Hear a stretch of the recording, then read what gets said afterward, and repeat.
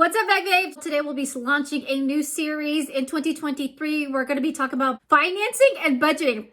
If you're new here, my name is Rochelle. I'm totally doing a rebrand of the channel. I'm going to go through some of the common struggles that a woman in her 40s, a working mom, goes through, and I hope you tag along on this journey in hopes that it'll inspire you to make those changes, or it totally helps you out and improves your well-being. So this new series, I'm going to go over like the top 10 tips in terms of budgeting or being more financially wise. The tip number one is to set a financial goal. It is a crucial first step because without foreseeing what we're working towards, all the other steps kind of just don't matter every year. So it's finance. How can I do this? How can I better this? How can I do this? But to be honest, I start the year strong, but then my goals start to get washed away or gets pushed aside because other things start to happen. So for 2023 and where I am in my life, I really want to be more wise with my money and actually know where they're going. I actually have a book. I will link it down below, which helps me keep track and helps me keep accountable.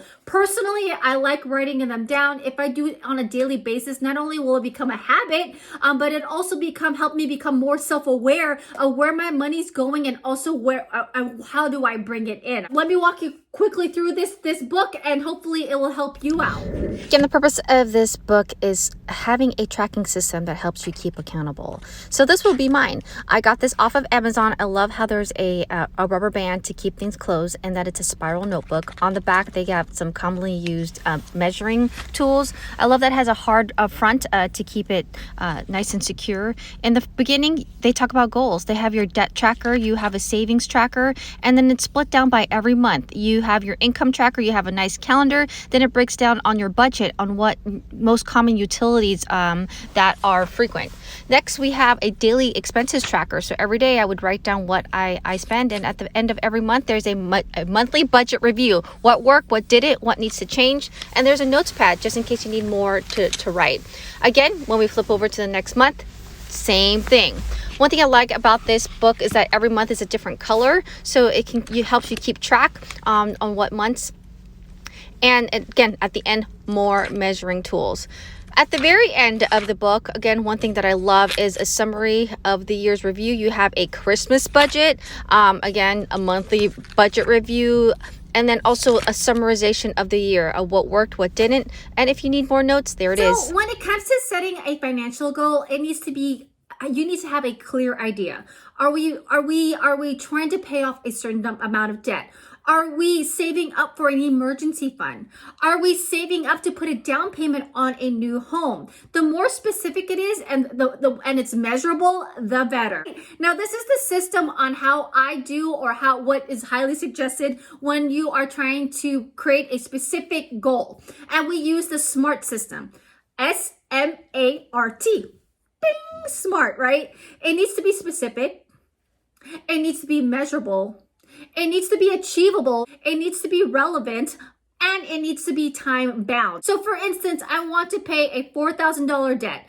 I want to do that in 2 months, right? So you would break that down by 4,000 divided by 2,000. So I need to be able to make a payment of $2,000 every month.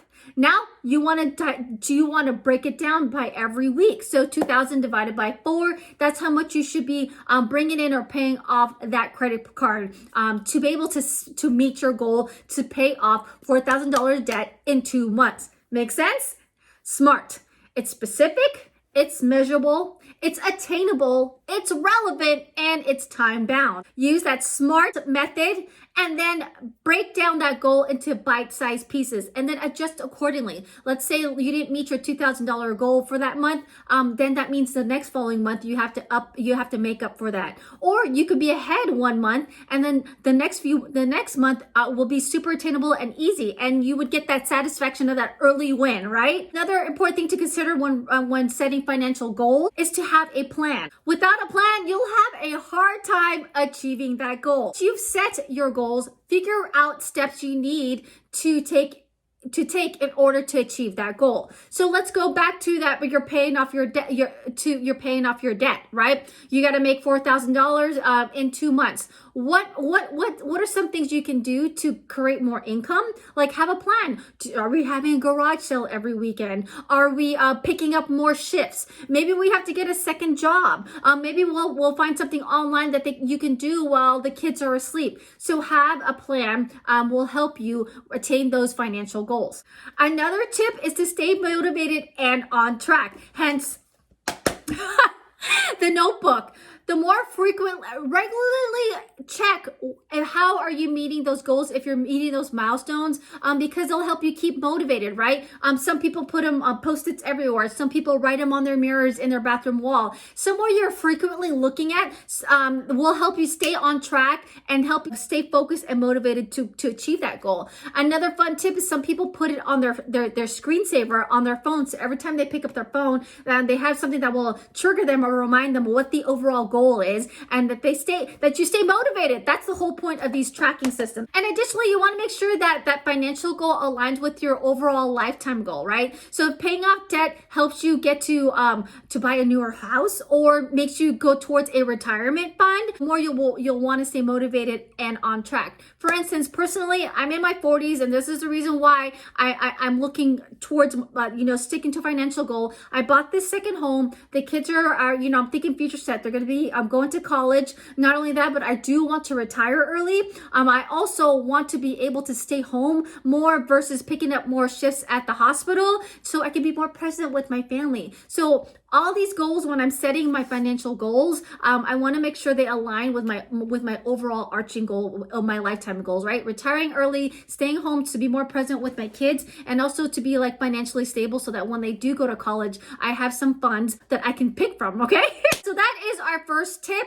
Go ahead and share with me what your financial goals are for 2023. Setting a clear financial goal for the year. You should do this every year and gain systems and a tracking system to help you stay motivated and on track. Again, use the SMART system. Stay tuned for our next video where I'll be going over listing your income and expenses in detail to help you stay on track with your financial goals. And thanks for watching. Make sure you subscribe. And here's that playlist that I got going for you for 2023. And let's be financial savvy. Let's get them. Bye, y'all.